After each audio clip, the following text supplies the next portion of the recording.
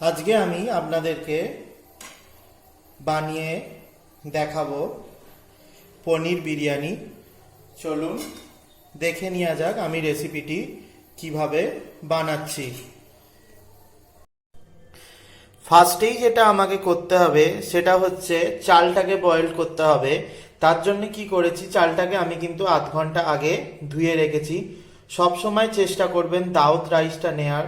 দাউদ রাইসটা নিলে কিন্তু ভাতটা ভেঙে যাওয়ার সম্ভাবনা অতটা থাকে না। আমি এটা ধুয়ে রেখেছি, এতে আরও জল অ্যাড করব, কিন্তু জল অ্যাড করার আগে আমি যেগুলো অ্যাড করব সেটা দেখিয়ে দিচ্ছি। সেটা হচ্ছে গোটা গরম মশলাটা আমি অ্যাড করে দিচ্ছি। দেব আমি বেশ খানিকটা পরিমাণ ঘি আমি এর মধ্যে অ্যাড করে দেবো। অ্যাড করব আমি পাতিলেবুর রস, খুব বেশি না, 7-8 ফোঁটা মতন আমি রসটা অ্যাড করছি, কারণ রসটা অ্যাড করলে কি হবে, চালটা কিন্তু ভেঙে যাওয়ার সম্ভাবনা থাকে না। আর তার সাথে আমি পরিমাণ মতন নুনটা অ্যাড করে দিচ্ছি। নুনটা আমি বেশি করেই অ্যাড করে দেবো, যাতে নুনটা কিন্তু পরে আর ভাতে দিতে না হয়। এবার আমি এর মধ্যে জলটাকে অ্যাড করে দিয়ে ভাতটাকে আমি সেদ্ধ করে নেব। যতক্ষণ ভাতটা হচ্ছে ততক্ষণে আমি একটা মশলা রেডি করে নিচ্ছি।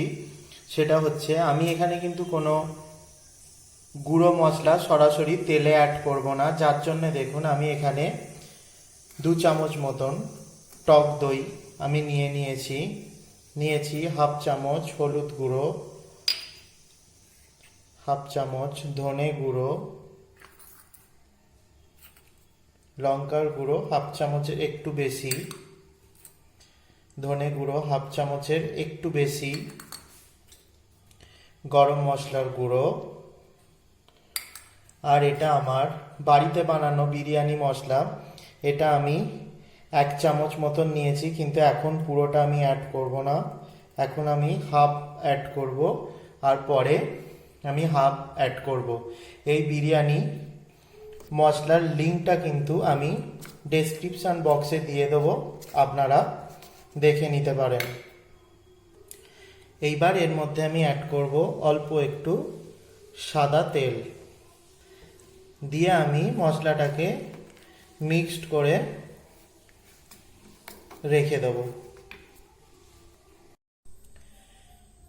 এইবার আমাকে যেটা করতে হবে, আমি একটা কড়াই নিয়ে তাতে বেশ খানিকটা পরিমাণ সাদা তেল দিয়ে এটাকে আমি গরম করতে দিয়েছি।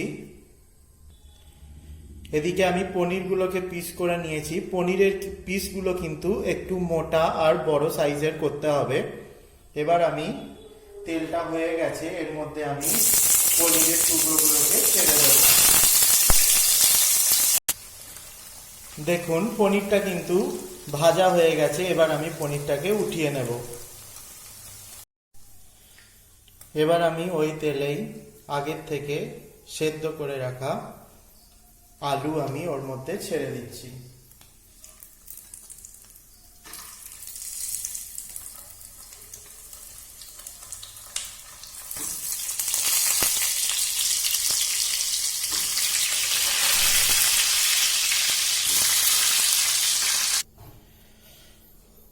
আলুগুলো উঠিয়ে নিয়ে ওই তেলে আমি জাস্ট তেজপাতা আর গোটা জিরে ফোড়ন দিয়ে দেব। ফোড়নটা একটু আমি হয়ে গেলেই আমি এর মধ্যে অ্যাড করে দিচ্ছি একটা টমেটো কুচি। টমেটোটা ভাজতে ভাজতে এর মধ্যে আমি অ্যাড করে দেবো বেশ খানিকটা পরিমাণ আদা বাটা।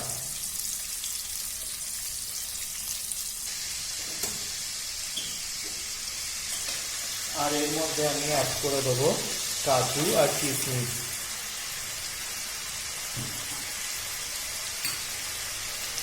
পুরো জিনিসটাকে আমি একটু ভালো করে ফ্রাই করে নেব।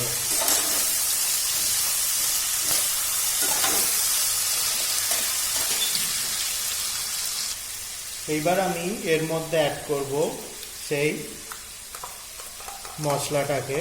যেটা আমি টক দই দিয়ে আর সমস্ত ধরনের মশলা দিয়ে যেটাকে আমি রেডি করে রেখেছি।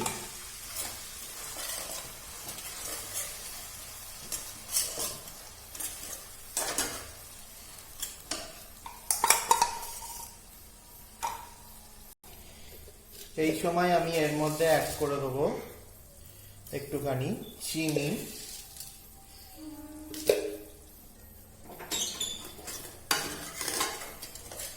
পুরো জিনিসটাকে আমি 5-7 মিনিট মতন ভালো করে কষে নেব। এইবার আমি এর মধ্যে দিয়ে দিচ্ছি আলুটা।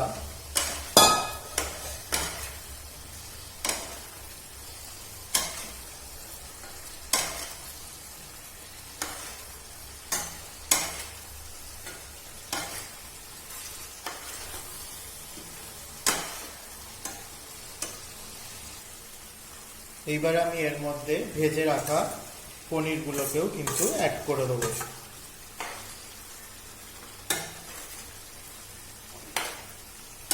এই রান্নাটা কিন্তু খুবই চটজলদি হয় আর খুবই কিন্তু টেস্টি হয়।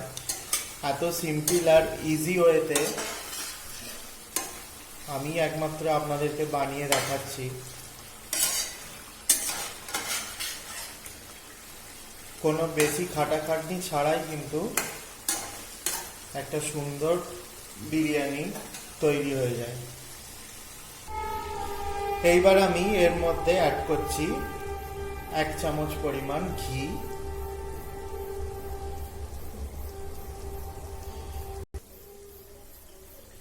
এইবার আমি অ্যাড করছি 1 চামচ মতন কেওড়ার জল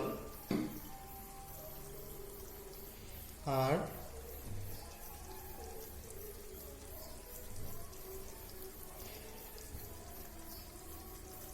হাফ চামচ মতন গোলাপ জল।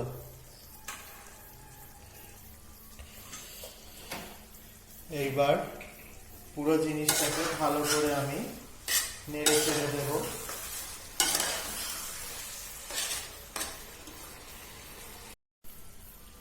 এইবার ফ্লেমটাকে কমিয়ে দিয়ে আমি ভাতটাকে অ্যাড করব। ভাত দেখুন পুরো ঝুরঝুরে একটাই হয়েছে, কিন্তু আমি যে প্রসেসে ভাতটা সেদ্ধ করলাম সেই প্রসেসেই ভাতটাকে আপনারা সেদ্ধ করবেন।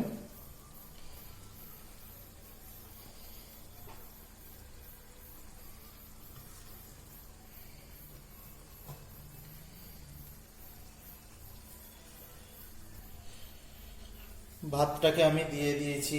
এবার যেটা করব, আমি বেশ খানিকটা পরিমাণ চিনি উপর দিয়ে দিচ্ছি। এই চিনিটা গলেই কিন্তু ভাতটার মধ্যে যে মিষ্টি ভাবটা সেইটা নিয়ে আসবে। সাথে দিয়ে দিচ্ছি বিরিয়ানির যে মশলাটা আমি রেখেছিলাম, বিরিয়ানির মশলাটাকে আমি দিয়ে দিলাম। আর দিচ্ছি আমি দুধে আমি আগের থেকেই কেশর ভিজিয়ে রেখেছিলাম, সেইটাকে আমি এর মধ্যে দিয়ে দিচ্ছি।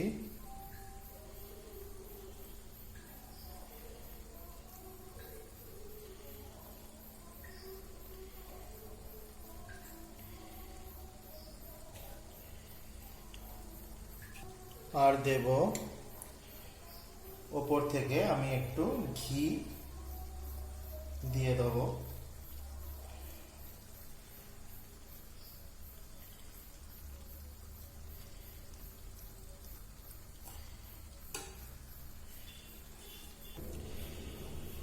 এইবার আমি এটাকে আধ ঘন্টার থেকে 40 মিনিটের জন্যে ঢেকে দেব।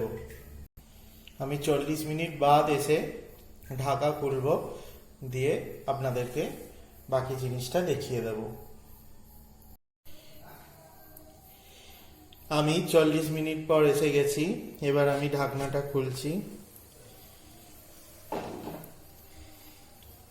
দেখুন চিনিও কিন্তু গলে গেছে, রেডি হয়ে গেছে বিরিয়ানি আমার। এইবার আমি একটা প্লেটে এটাকে উঠিয়ে নেব। দেখুন কত সুন্দর আর ঝরঝরে হয়েছে বিরিয়ানিটা।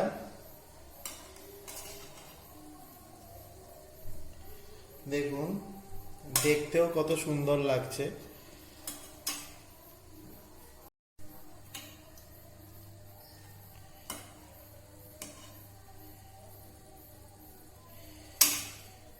দেখুন, রেডি আমার পনির বিরিয়ানি।